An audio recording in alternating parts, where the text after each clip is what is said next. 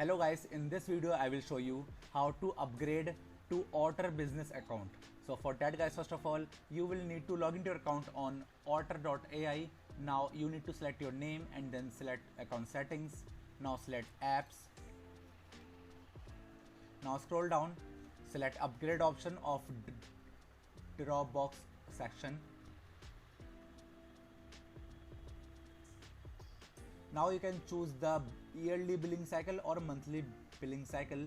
After choosing one of these, you just need to enter here your name and enter here your card details like your card number, your card expiration and your CVC. And after filling all of these details, you just need to tick on this button right here and then select on purchase. And after making the payment, now you guys have successfully upgraded your basic Otter account to your Otter business account. So that's how you guys can do it, and that's it for the video now. If you find this video helpful, then make sure to share this video with your family and friends, and also subscribe to our channel for more such content, and thanks for watching.